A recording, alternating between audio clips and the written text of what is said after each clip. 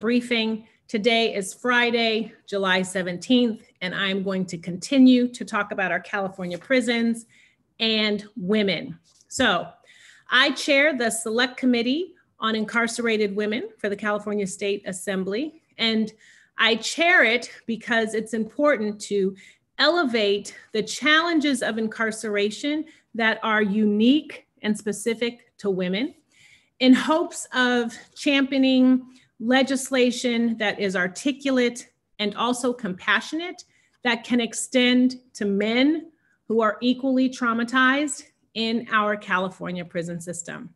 But back to women. Did you know that women are the fastest growing demographic in our California state prisons? Since 1970, the population of women incarcerated has increased by sixfold. The majority of the women who are in prison are there because of drug charges, and they are also there because of crimes or charges associated with a partner. The majority of the women who are incarcerated are disproportionately Black, lesbian, and bisexual. And the majority of the women who come in to prison come in with alcohol and drug substance use. They come in and they get substandard, inadequate, or no treatment at all.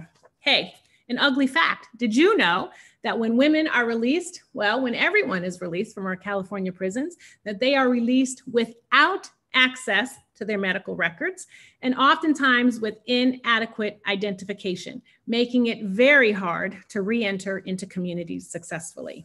But back to women. So women are incarcerated in facilities across our California state. We have two big ones. One is the California Central Women's Facility outside of Chowchilla, and the other is the Correctional Institute for Women outside of Chino. So I talked about overcrowding last time. CCWF is at 140% capacity, and CIW is at 111% capacity. Not good statistics or numbers when you're talking about an outbreak that is COVID. So, and most of these facilities, they have dormitory style cells. At CCWF, there are actually 8 women per a dormitory cell. So when you're talking about COVID, when you're talking about healthcare pandemics, when you're talking about this outbreak, that setup is not good.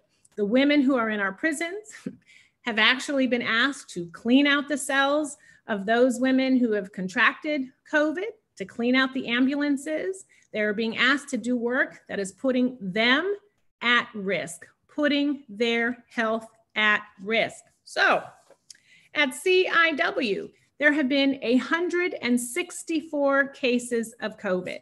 Yes, there have been 7 new cases in the past 14 days, and there has been 1 death.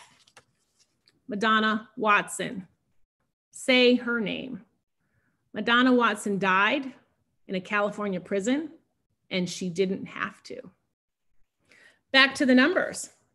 At CIW, there are 12 folks contracting COVID for every 100 people incarcerated at CIW, versus what's happening in the state of California, less than a person per 100 people contracting COVID. I'm sharing with you all of this information because not only are more than 75% of the folks who have died of COVID in our California prisons people of color, but many of the women that I am talking about are there because of low-level offenses. Hence, that's why they're in dormitory-style cells. We need to expedite releases of our female prisoners, not prisoners, people who are incarcerated. We need to expedite the releases. We need to work more forcefully to put in more protections and to be more humane about how we are treating our folks who are incarcerated.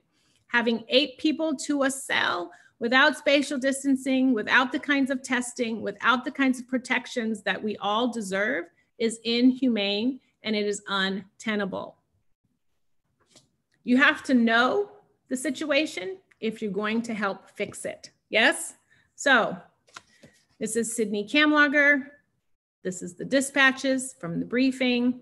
I will be back next week to talk more about our California state prisons and the crisis that is COVID.